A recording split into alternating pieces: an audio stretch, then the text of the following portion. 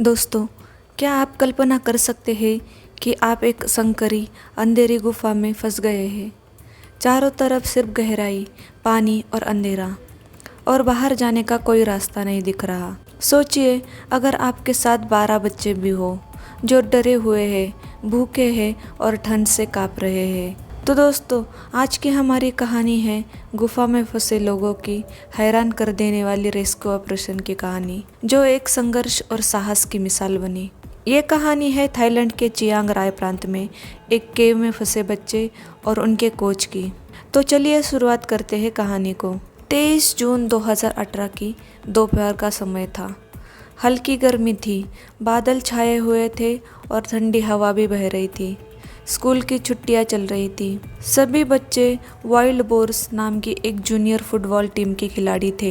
वे football practice के बाद कुछ एडवेंचर करना चाहते थे और इसी मौके का फायदा उठाते हुए वाइल्ड बोर्स फुटबॉल टीम ने गुफा यात्रा का फैसला लिया। टीम में 12 लड़के और उनके 25 वर्षीय कोच एकापोल चांतायोंग शामिल थे।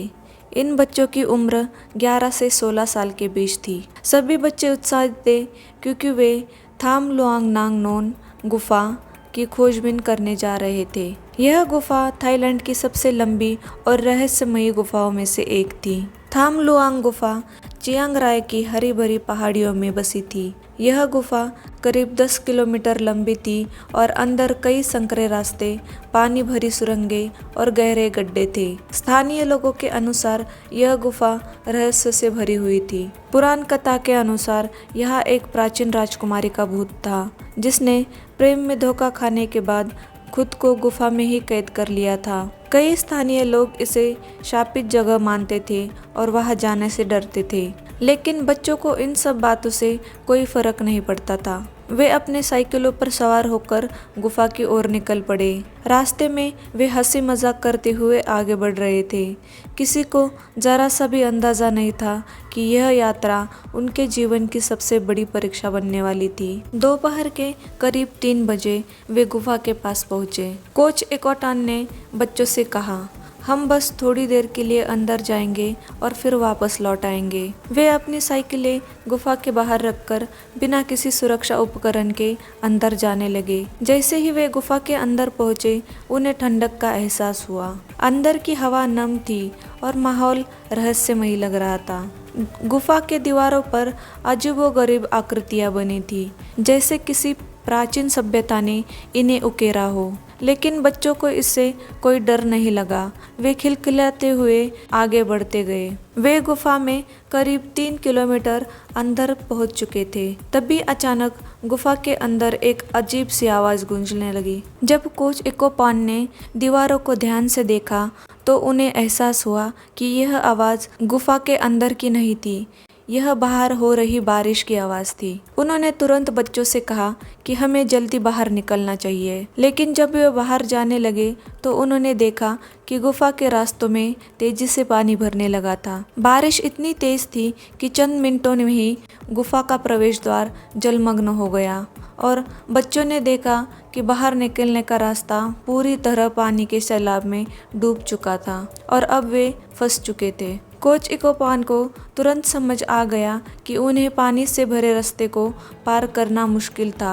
उन्होंने तेजी से एक महत्वपूर्ण फैसला लिया और कोच इकोपान ने सबको शांत करने की कोशिश की और कहा, हम अभी नहीं निकल सकते, हमें अंदर ही कोई ऊंची जगह ढूंढनी होगी जहां पानी ना पहुंचे। वे धीरे धीरे गुफा के अंदर एक संकरी चट्टान पर चढ़ गए जहां से पानी नहीं पहुंच सकता था। लेकिन अब सबसे खतरनाक जंग शुरू हो चुकी थी। वो थी जिंदा रहने की जंग। पानी लगातार बढ़ रहा था। चारों ओर सिर्फ अंधेरा, ठंड और घबराहट थी। कोच इकोपान ने अपने डर को छुपाते हुए बच्चों को शांत किया। वे धीरे धीरे गुफा के अंदर ही एक ऊंचे चट्टान वाले हिस्से पर चढ़ गए।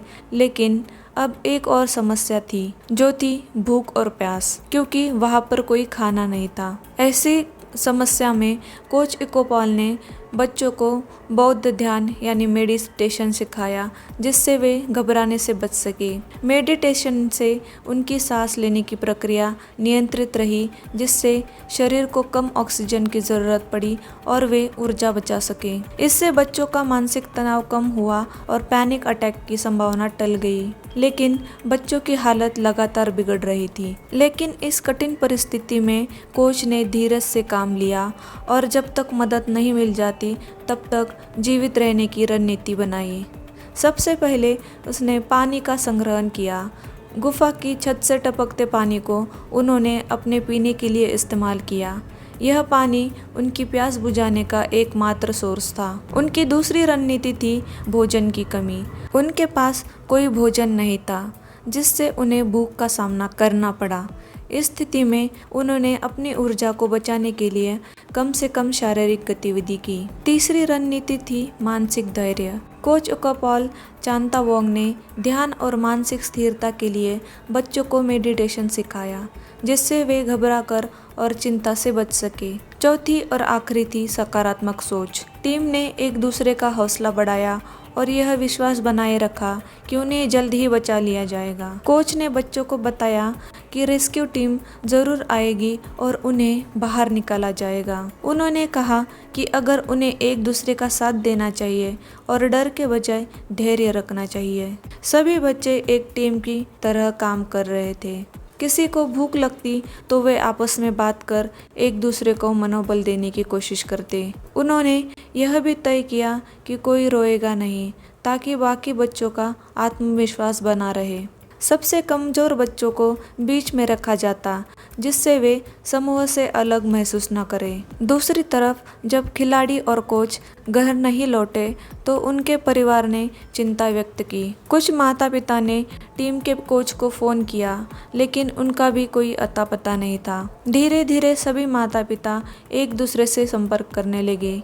जब उन्हें पता चला कि सभी बच्चे लापता है तो मामला गंभीर हो गया। जब बच्चों की कोई खबर नहीं मिली तो माता पिता उन जगह पर गए जहां बच्चे अक्सर जाते थे। कुछ माता पिता को याद आया कि उनका बच्चा गुफाओं के बारे में बात कर रहा था। तभी रात में कुछ माता पिता गुफा के पास पहुंचे, जहां उन्हें गुफा के बाहर बच्चों की साइकिलें और उनके जूते रखे मिले। पास ही कुछ बैग और पानी की बोतलें भी पड़ी थी। यह देखकर माता पिता को यकीन हो गया कि उनके बच्चे गुफा के अंदर गए हैं।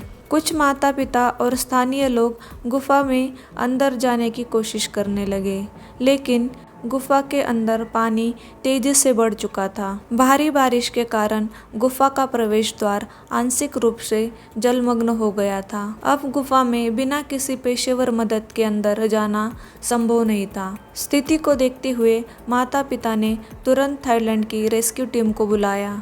कुछ ही घंटों में थाई नेवी सील्स, गोताखोर और बचाव कर्मी गुफा पर पहुंच गए। बचाव दल ने गुफा में लाइटें डाली और ड्रोन कैमरा से अंदर देखने की कोशिश की, लेकिन गुफा बहुत लंबी और टेढ़ी मेढ़ी थी, जिससे अंदर देखना मुश्किल हो गया। 24 जून को अधिकारियों ने गुफा के अंदर हाथों और पैरों के निशान पाए, जो उनकी उपस्थिति का संकेत थे। पहले 2 दिन तक कोई नहीं जानता था कि बच्चे जिंदा भी है या नहीं। थाईलैंड के सरकार ने तुरंत एक विशेष रेस्क्यू टीम को बुलाया। गुफा में जाने की पहली कोशिश असफल रही, क्योंकि पानी बहुत तेजी से बढ़ रहा था। अब उन्होंने विशेष गोताखोरों की मदद लेने का फैसला किया। गुफा के अंदर पानी बढ़ता जा रहा था और किसी भी गोताखोर के लिए वहां पहुंचना बेहद मुश्किल हो गया था। थाई नेवी सील डाइवर्स ने 25 जून को गुफा में प्रवेश किया, लेकिन बढ़ते पानी और कीचड़ के कारण उन्हें वापस लौटना पड़ा। 26 जून को उन्होंने फिर से प्रयास किया, लेकिन बाढ़ के पानी ने उन्हें टी जंक्शन के पास से आगे बढ़ने नहीं दिया। 27 जून को ब्रिटिश और अमेरिकी सेना के एक्सपर्ट्स ने रेस्क्यू ऑपरेशन बचाव अभियान में शामिल होने के लिए थाईलैंड पहुंचना शुरू किया। आखिरकार 2 जुलाई को ब्रिटिश गोताखोर रिचर्ड स्टैंटन और जॉन वेलेंथेन गुफा के अंदर 4 किलोमीटर गहराई तक गए। अचानक उनकी टॉर्च की रोशनी में कुछ चेहरे दिखे। एक ऊंचे स्थान पर सभी 12 बच्चों और उनके कोच को जीवित पाया। वे 9 दिनों से बिना भोजन के गुफा में फंसे हुए थे, लेकिन उनकी जीवित रहने की इच्छा और ये धैर्य ने उन्हें इस कठिन परिस्थिति में भी मजबूत बनाए रखा था। लेकिन समस्या अभी खत्म नहीं हुई थी। बच्चे कमज़ोर हो चुके थे और उन्हें खाने पीने की सख्त ज़रूरत थी। गुफा में ऑक्सीजन तेज़ी से खत्म हो रही थी। गोताखोरों ने बच्चों से मुस्कुराने को कहा ताकि वे सकारात्मक महसूस करें। उन्होंने बच्चों को बताया कि पूरी दुनिया उनकी मदद करने की कोशिश कर रही है और वे जल्द बाहर होंगे। बच्चों से परिवार के बारे में बात की गई, जिससे वे खुश और सुरक्षित महसूस कर सके। थाई नेवी सील के डॉक्टरों को भी गुफा में भेजा गया, जो बच्चों को मानसिक रूप से तैयार करते रहे। बाहर निकलने का रास्ता लगभग नामुमकिन लग रहा था, क्योंकि संकरे रास्तों में पानी भरा हुआ था। रेस्क्यू टीम ने 4 संभावित रास्तों पर विचार किया। पहला था पानी निकालकर रास्ता खोलने की कोशिश, जो कि मूसलाधार बारिश के कारण असंभव था। दूसरा रास्ता था कि बच्चों को गुफा के अंदर तब तक रखना जब तक बारिश न बंद हो जाए, लेकिन तब तक ऑक्सीजन खत्म हो सकती थी। तीसरा रास्ता था कि गुफा के ऊपर से ड्रिल करके एक रास्ता बनाना, लेकिन यह भी असंभव था क्योंकि गुफा बहुत गहरी थी। चौथा और आखिरी रास्ता था कि बच्चों को पानी में डाइविंग करवाकर बाहर निकालना, जो सबसे खतरनाक विकल्प था, लेकिन एकमात्र उपाय था।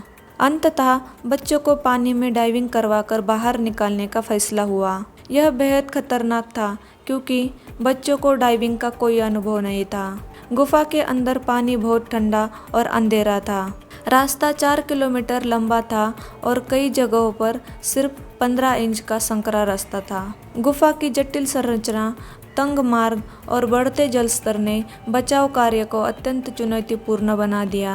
भारी बारिश के कारण पानी का स्तर लगातार बढ़ रहा था, जिससे गोताखोरों के लिए गुफा के अंदर प्रवेश करना मुश्किल हो रहा था। गुफा के अंदर ऑक्सीजन का स्तर भी कम हो रहा था, जिससे फंसे हुए लोगों की स्थिति और गंभीर हो रही थी। इसलिए बचाव अभियान में तेजी लाने के लिए थाईलैंड ने अंतर्राष्ट्रीय सहायता की अपील की। दुनिया भर से विशेषज्ञ, गोताखोर, इंजीनियर और चिकित्सा कर्मी थाईलैंड पहुंचे। ब्रिटिश गोताखोर जॉन वेलेंथेन और रिक स्टैंटन ने गुफा के अंदर गहराई तक पहुंचने में महत्वपूर्ण भूमिका निभाई। अमेरिकी सेना के पैसिफिक कमांड के एक्सपर्ट्स ने भी रेस्क्यू ऑपरेशन में सहयोग लिया। 7 जुलाई से 10 जुलाई तक थाईलैंड नेवी सील्स और 90 अन्य विशेषज्ञों की टीम ने बच्चों को बाहर निकालने का प्रयास शुरू किया। इसके लिए उन्हें विशेष तरीके से ट्रेन किया गया।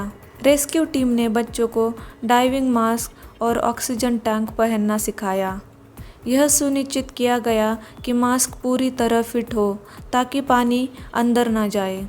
पानी के अंदर कैसे सांस लेनी है, यह भी बच्चों को सिखाया गया। धीमी और गहरी सांस लेने की तकनीक सिखाई गई, जिससे वे घबराहट से बच सके। अगर मांस में पानी आ जाए तो कैसे उसे निकालना है, यह भी सिखाया गया। गुफा के अंदर कुछ जगहों पर पूरा अंधेरा था। बच्चों को आंखें बंद करके तैरने और बचाव दल का हाथ पकड़कर चलने की ट्रेनिंग दी गई। पहले उन्हें एक विशेष बेहोश करने वाला इंजेक्शन दिया गया ताकि वे घबराए नहीं। बच्चों को फुल फेस मास्क पहनाया गया। बच्चों को बताया गया कि यह एक मिशन की तरह है, जिसमें उन्हें बस आराम से तैरना है और मास्क नहीं हटाना है। इससे बच्चों को डर कम हुआ और वे बाहर निकलने के लिए मानसिक रूप से तैयार हुए। बच्चों को इस तरह पकड़ा गया कि उनका सिर हमेशा पानी के ऊपर रहे। बेहोशी के कारण कोई भी बच्चा अचानक हरकत नहीं कर सकता था, जिससे रेस्क्यू आसान हुआ। बच्चों को सुरक्षित निकालने के लिए बचाव दल ने हर संभव सावधानी बरती।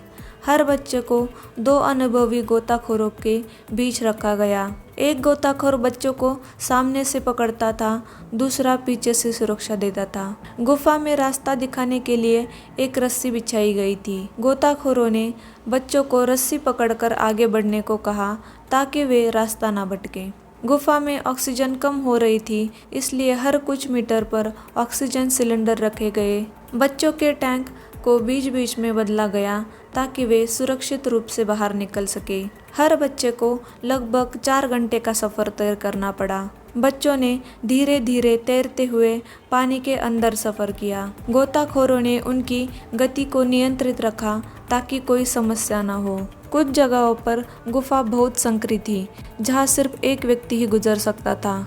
वहाँ बच्चों को धीरे धीरे घसीट कर निकाला गया। जब बच्चे गुफा के आखिरी हिस्से में पहुँचे तो वहाँ बचाव दल पहले से ही इंतजार कर रहा था। इस ऑपरेशन में लगभग 10 घंटे लगते थे और हर डाइव बहुत खतरनाक थी। पहले दिन 4 बच्चों को बाहर निकाला गया और उन्हें हेलीकॉप्टर और एम्बुलेंस से अस्पताल भेजा गया। दूसरे दिन 4 और बच्चों को निकाला गया और इसके साथ ही बचाव दल ने रास्ते को और सुरक्षित बनाया। तीसरे दिन अंतिम 4 बच्चे और कोच को निकाला गया। आखिरकार 10 जुलाई को सभी 12 बच्चे और उनके कोच सुरक्षित बाहर आ गए। लेकिन रेस्क्यू ऑपरेशन में थाई नेवी सील के एक गोताखोर समन कुनन ने अपनी जान गंवा दी। वे गुफा के अंदर ऑक्सीजन सिलेंडर पहुंचाने के लिए गए थे, लेकिन लौटते समय उन्हें ऑक्सीजन की कमी हो गई। उनकी मौत ने पूरी दुनिया को झकझोर दिया, लेकिन उनके बलिदान ने इस मिशन को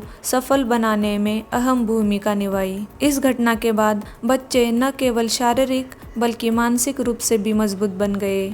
सभी बच्चों को संक्रमण और कमजोरी से बचाने के लिए आइसोलेशन में भेजा गया। धीरे धीरे उन्होंने संतुलित आहार और फिजियोथेरेपी के माध्यम से अपनी ताकत वापस पाई और उन्हें मानसिक चिकित्सा दी गई ताकि वे इस सदमे से उबर सके। कुछ समय बाद उन्हें अंतर्राष्ट्रीय मंचों पर बुलाया गया, जहां उन्होंने अपनी कहानी साझा की। नेटफ्लिक्स और हॉलीवुड ने इस पर फिल्में भी बनाई, जैसे द रेस्क्यू और 13 लाइव्स। यह कहानी सिर्फ एक गुफा में फंसे बच्चों की नहीं, बल्कि इंसानी हिम्मत, दृढ़ता और बलिदान की है। दुनिया भर के एक्सपर्ट्स ने मिलकर एक असंभव सा ऑपरेशन सफल बनाया। गोताखोरों ने अपनी जान जोखिम में डालकर यह साबित किया कि इंसानियत से बढ़कर कुछ भी नहीं। इस घटना ने दुनिया को दिखा दिया कि सही नेतृत्व, समर्पण और टीम वर्क से कुछ भी संभव है। तो दोस्तों, क्या आप इस मिशन के बारे में पहले से जानते थे? अगर नहीं तो इस तरह की कहानियों के लिए हमें फॉलो करें और अपने विचार कमेंट में बताएं। धन्यवाद।